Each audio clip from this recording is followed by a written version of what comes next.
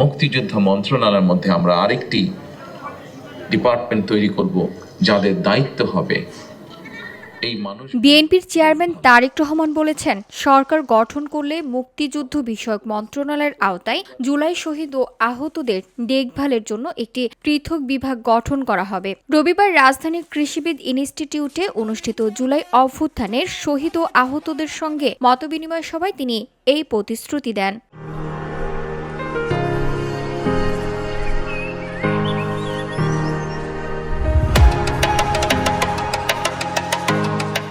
সভায় সভাপতিত্ব করেন বিএনপির স্থায়ী কমিটির সদস্য নজরুল ইসলাম খান এবং উপস্থিত ছিলেন দলের সিনিয়র যুগ্ম মহাসচিব রুহুল কবির রিজভী সহ শীর্ষ নেতারা।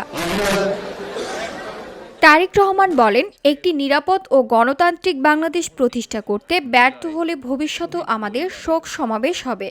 তাই আর শোক সমাবেশ নয়, আসুন গণতান্ত্রিক বাংলাদেশে গণতন্ত্রের বিজয় গাথা রচনা করি। আমরা যদি একটি নিরাপদ গণতান্ত্রিক বাংলাদেশ প্রতিষ্ঠা করতে ব্যর্থ হই আগামী দিনে, তাহলে এইভাবেই আমাদেরকে শোক সমাবেশ আর শোক গাথা চলতে থাকবে। সুতরাং আর শোক গাথা বা শোক সমাবেশ নয়, বরং আসুন গণতান্ত্রিক আমি মানুষ আগামীর বাংলাদেশে গণতন্ত্রের বিজয় গাথা রচনা করবে ইনশাআল্লাহ। তিনি উল্লেখ করেন, দীর্ঘ ১.৫ দশকেরও ফ্যাসিবাদ বিরোধী আন্দোলনে হাজার হাজার মানুষ গুম, খুন ও নির্যাতনের শিকার হয়েছেন।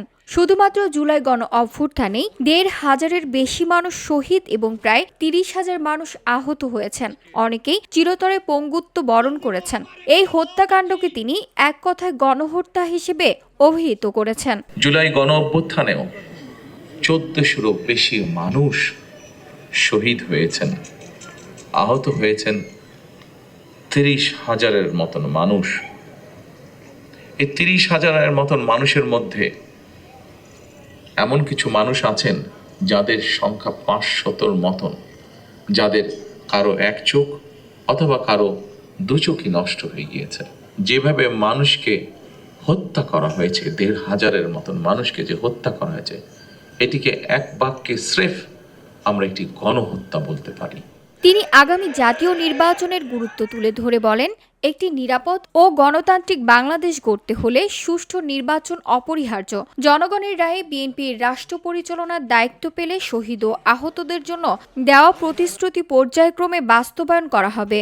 সিদ্ধান্ত নিয়েছে যে ইনশাআল্লাহ বাংলাদেশের মানুষের সমর্থনে বাংলাদেশ জাতীয়তাবাদী দল আগামী দিনে সরকার গঠনে সক্ষম হলে জুলাই আন্দোলনের যারা শহীদ পরিবার বা যোদ্ধা আছেন, তাদের যে কষ্টের কথাগুলো যে কয়জন ব্যক্তি, যে কয়জন মানুষ তুলে ধরেছেন কষ্টের কথাগুলো, এই কষ্টগুলোকে যাতে আমরা কিছুটা হলেও সমাধান করতে পারি, সেজন্যই মুক্তিযুদ্ধ মন্ত্রণালয়ের মধ্যে আমরা আরেকটি ডিপার্টমেন্ট তৈরি করব, যাদের দায়িত্ব হবে এই মানুষগুলোর দেখভাল করা। বক্তব্যের শেষে তারেক রহমান শহীদদের রুহের মাগফিরাত এবং আহতদের দ্রুত সুস্থতা কামনা করেন। VOD Bangla news desk.